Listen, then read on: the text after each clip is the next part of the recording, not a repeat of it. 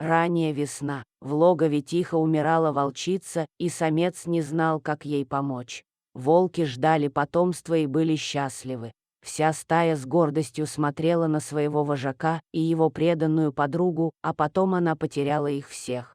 Волчица не понимала, как такое могло произойти. Безвестная причина забрала их всех в одну ночь. Конечно, такое случается, инфекции бывают, но согласиться она была не в силах. В ней было еще много молока, но не было тех, кому она так была необходима. Беспрерывная материнская любовь осталась нетронутой.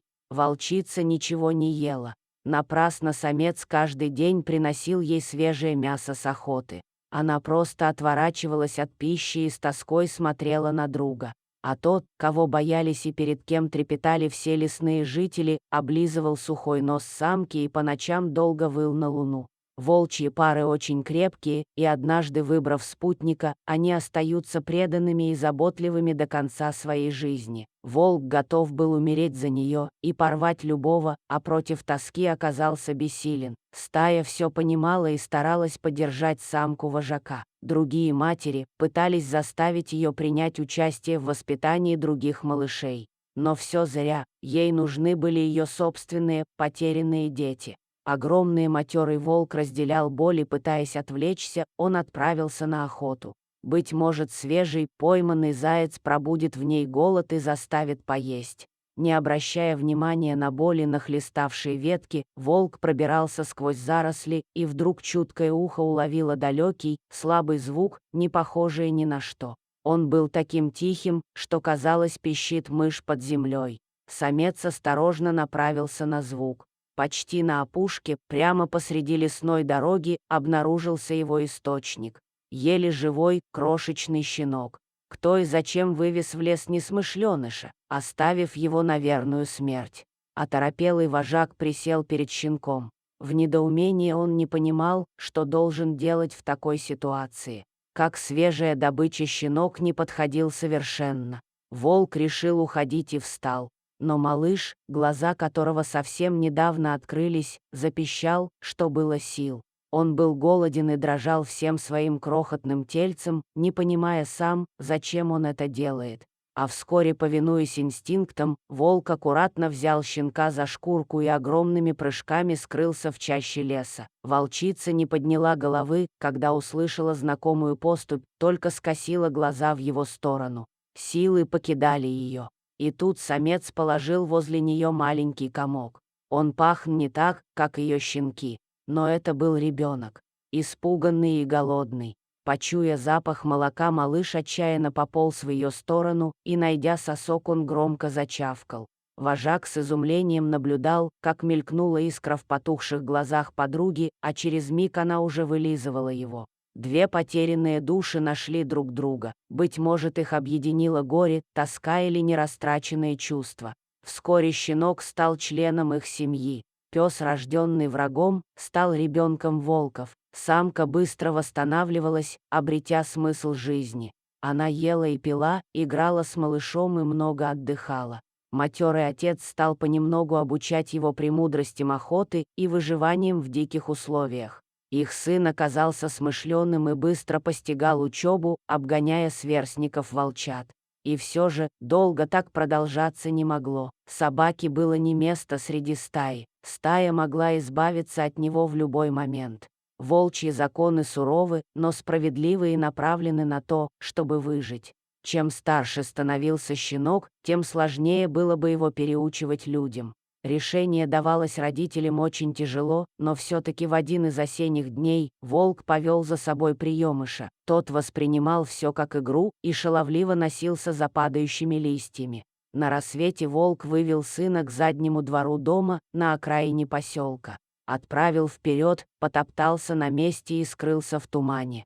Волк вернул собаку людям. Щенка нашел подросток Алешка и сразу помчался с ним к отцу.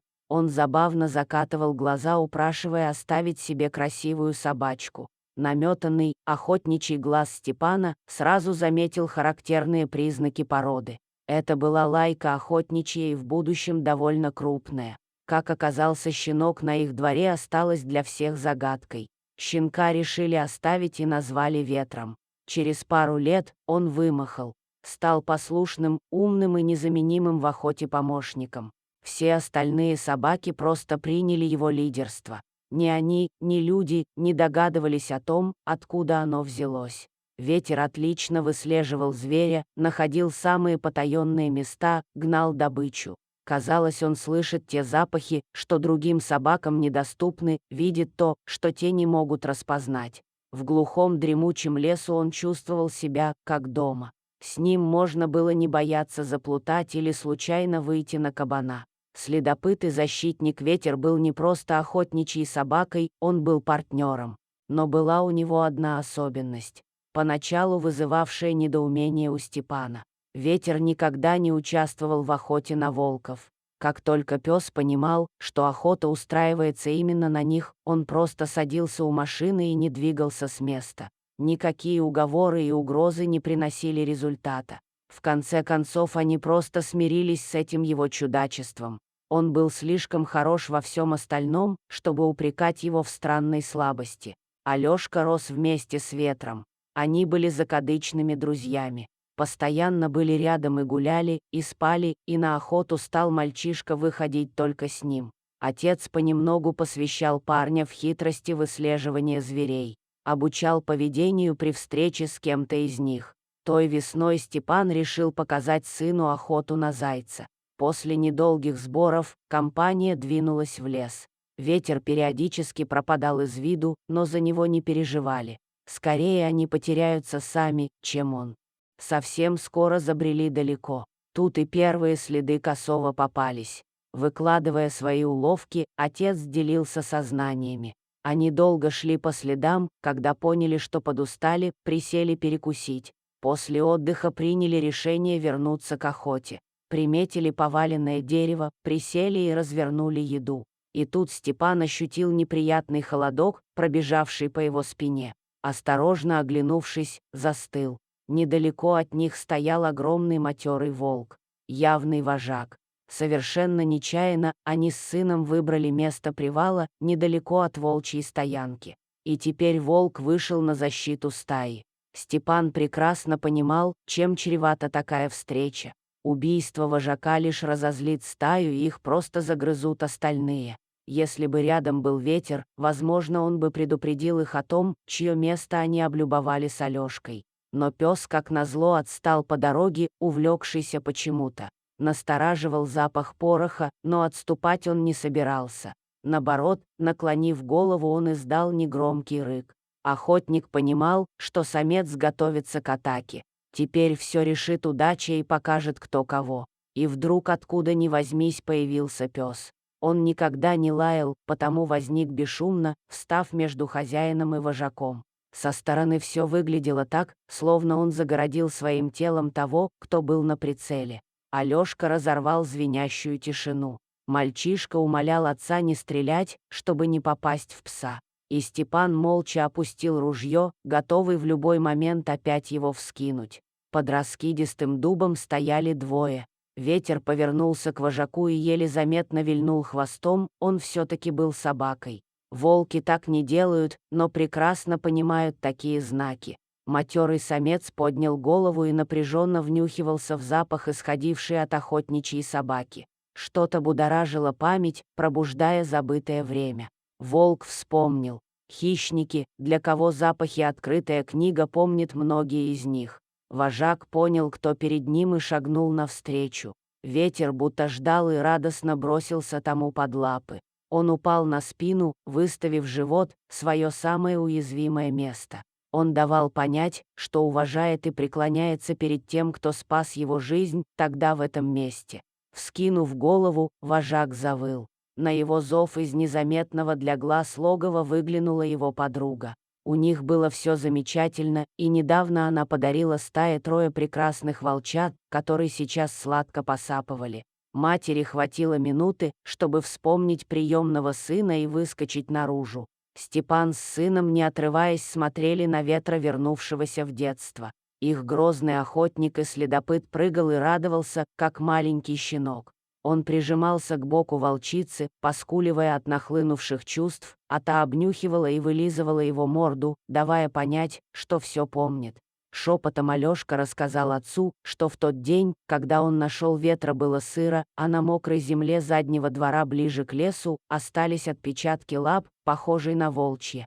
Но мальчик решил, что ему показалось, и не стал говорить об этом. Он боялся, что тогда ему не разрешат оставить щенка. Выходит, ему не показалось.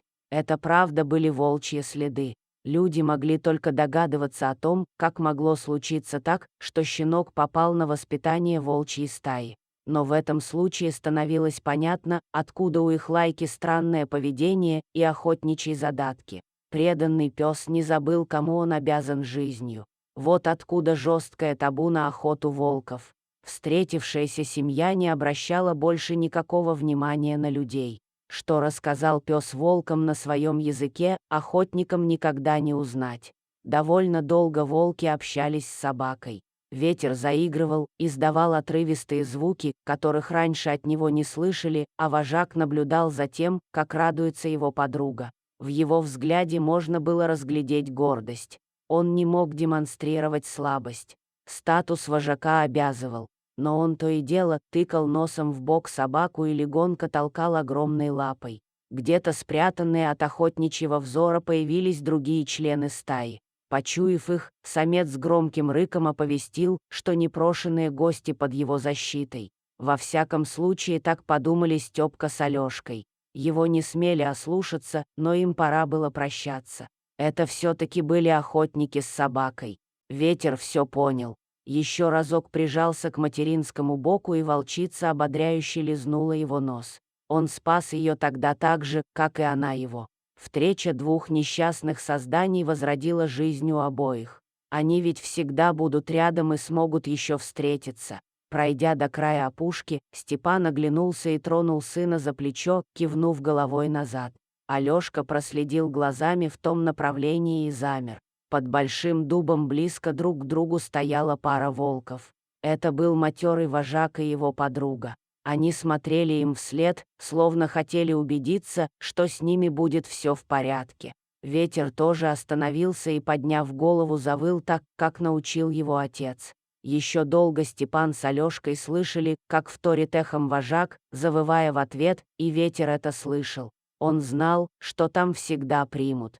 Хотя дом его далеко, но для них он навсегда останется сыном, маленьким беспомощным, щенком, которого надо защищать и беречь. Алешка, словно очнувшись, сообщил отцу о своем твердом решении. Он не будет охотником, никогда, и тем более он не поднимет ружья на волка. Ничего удивительного в том, что отец его поддержал. Он и сам с этим согласился, законы волчьей стаи суровы, но многие из них стоило бы перенять людям. Им есть чему поучиться у тех, кого принято считать кровожадными хищниками. Оказалось, что люди так мало про них знают.